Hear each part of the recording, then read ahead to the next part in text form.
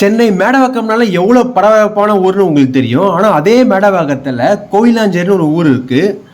இந்த ஊரில் இருக்க கிராமப்புற கோயிலை நம்ம விசிட் பண்ணி பார்க்க போகிறோம். ஸோ நீங்களே எங்க கூட ட்ராவல் பண்ணியே வாங்க. வந்த ஃபஸ்ட்டு கோவில் தான் முனீஸ்வரர் கோவில். இங்கே வந்து பார்த்தீங்கன்னா முனீஸ்வரர் ஏகப்பட்ட அவதாரங்கள் இருக்குது. பால் முனி கருமுனின்ட்டு ஏகப்பட்ட அவதாரோட சிலையை பார்த்தீங்கன்னா அப்படியே உண்மையாகவே செதுக்கியிருக்காங்க. வாராகி அம்மன் வந்து பன்றி அவதாரம் எடுத்தால் நம்மளுக்கு தெரியும்.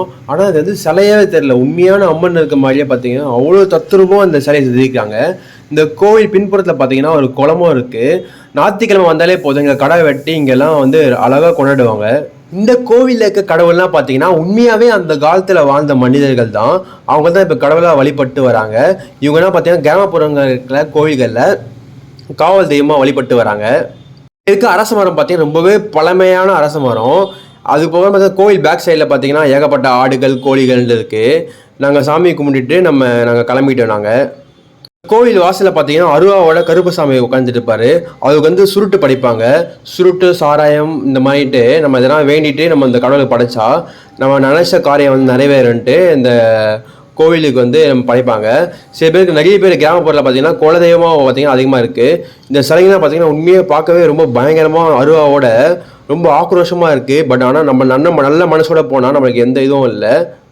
இந்த கோவிலுக்கு நீங்கள் வரத்தா இருந்தால் மார்னிங் வந்து ஒரு 8 o'clock 10 o'clock வரைக்கும் வாங்க. அதை விட்டால் ஈவினிங் மதிய நேரங்களில் இந்த கோயிலுக்கு மட்டும் வராதிங்க. ஏன்னா இங்கே வந்து இங்கே இருக்க கடவுள் வந்து உலா வரும்னு சொல்லுவாங்க. நாங்கள் கோயில் முடிச்சுட்டு பைக்கில் போயிட்டு பார்த்தீங்கன்னா ஒரு மணி சவுண்டு கிட்டுது. ஸோ என்னென்னு உள்ளே போய் பார்த்தா அங்கே ஒரு சிவன் கோயில்.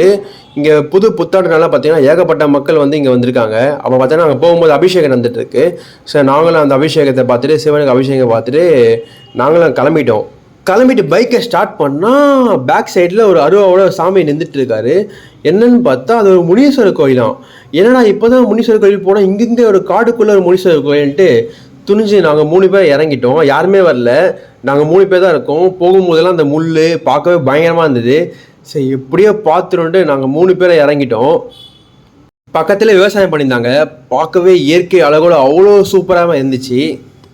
ஓடுற தண்ணி, இயற்கையான காற்று, புல்வெளின்ட்டு பார்க்கவே வேறு லெவலில் இருந்துச்சு.